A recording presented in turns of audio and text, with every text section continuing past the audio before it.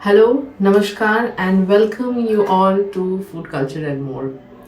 Today, again, I am here to address one such lifestyle disorder, which is unfortunately very commonly found nowadays in younger age, older age, irrespective of gender. So, the problem which I am addressing, rather that lifestyle disorder, is high blood pressure. So, what do you mean by high blood pressure? High blood pressure happens when your systolic blood pressure shoots above 120 and diastolic pressure goes above 80. So, how to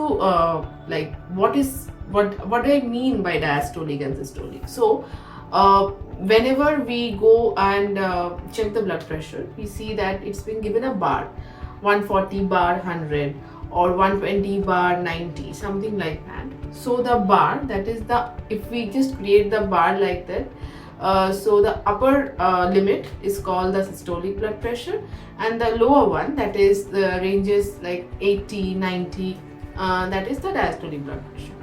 So but this is commonly is an ideal blood pressure which is being found in theories, but in the practical application, more or less people having 140, the systolic one, and down one to 80 to 90 almost is taken as normal, because unfortunately due to the globalization, urbanization, rapid change of lifestyle, and the new world which is being coming in front of us, people are more or less having this kind of blood pressure. So now this demarcation is also being considered normal, although ideally 120 by 80 is commonly the normal ideal blood pressure should be, and anything above it is, as I mentioned, is called high blood pressure, and anything below it is called low blood pressure. So today what I'll be addressing is three common lifestyle changes or nutritional interventions to prevent hypertension, and why that should be important in order to control your blood pressure also. So, as I was saying, the three nutritional interventions. So, primary nutritional intervention should be knowledge about blood pressure. So, knowledge about blood pressure, many people is well accustomed with a BP machine. It is being wrapped at the forearm, and then pressure is being exerted by whoever is checking your BP, and then this tightens up this part, and then suddenly blood rush will happen, and then they will count and tell you this is your blood pressure. This is the layman's idea of how a BP should be checked. But when you are checking the BP, it is very important to keep a monitoring of your BP, because owing to this work from home culture, or maybe sedentary lifestyle, or maybe long sitting hours, or maybe due to tremendous stress, mental, emotional, professional, personal, etc. and etc., there is a lot amount of pressure that we are imposing upon our body and our poor heart. Due to that, heart has to pump lot of blood, and many cases we often see that BP is increasing for many. So if you are seeing your BP is above the margins which I already mentioned, please monitor your BP, don't neglect it. And if by chance you are seeing that for like sessions you are checking the BP and you're finding it is high, please do consult a doctor and also a dietitian. Get your diet, and if needed, medications also checked and take it properly. And in this regard, a small note: don't abruptly gulp the medicine, don't abruptly leave the medicines. That is not a good thing. Especially BP medicine should only and only be prescribed by a doctor, and only you should stop the medicine if your doctor has advised you to do. Don't take your health so lightly and in your hands.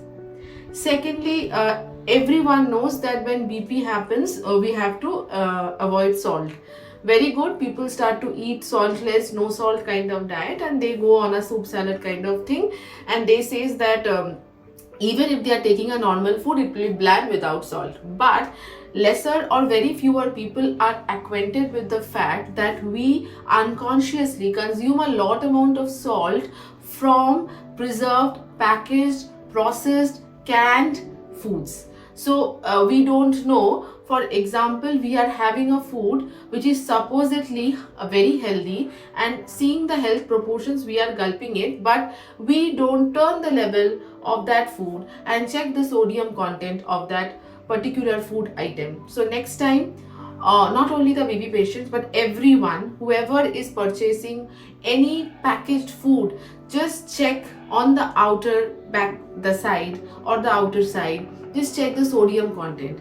If the sodium content is on the higher side, if you can see, you should avoid it. And for BP patient, you should not be taking more than 5 grams salt per day according to WHO recommendations. So make a point that not only the salt in the plate or the salt in your food, but it is very important to avoid the salted products also, and all the preservatives, all the packaged foods, all kind of canned and tin foods, they contains a large amount of salt, so do avoid it.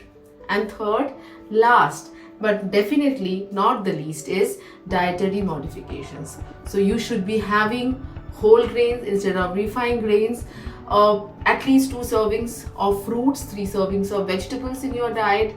It should be seasonal, local, variety of vegetables, and it should be cooked in home in your own home cooked way. Oils should be PUFA rich, but definitely regional oils also are really good sources of PUFA and MUFA, so you can indulge that. Ghee also can be used, no issues in that, but definitely you should be not deep frying them, not making pakoras or puris regularly and consuming them. Eat it how you are eating since ages, in the very local and very regional format. And there should be dairy, but according to a common diet, that is dietary intervention to stop hypertension, or in our words we call DASH diet, it is being recommended to use low fat dairy products, so you can indulge in them. And you can have starting from curds to milk to paneer, everything you can have. It is being recommended to have low fat, so try to use milk, double toned or toned or skimmed if possible, those, and make curd and paneer out of that. Nuts use like walnuts, almonds, raisins, all this kind. You use sunflower seeds, sesame seeds, pumpkin seeds in your chutney, they are also excellent. Use a variety of dals. Try to take the protein sources from the plant-based sources, beans, legumes, chickpea, etc, etc. Yes, in this regard, the animal protein content should be lowered. It should be only eggs, fishes, and lean meat, not the red meat. So red meat should be avoided, and meat consumption should be lowered, and the protein intake should be more based upon the vegetarian or plant sources. So I think these 3 common interventions, nutritional and also lifestyle modifications, if you inculcate, definitely it will be of some help to help you in controlling hypertension.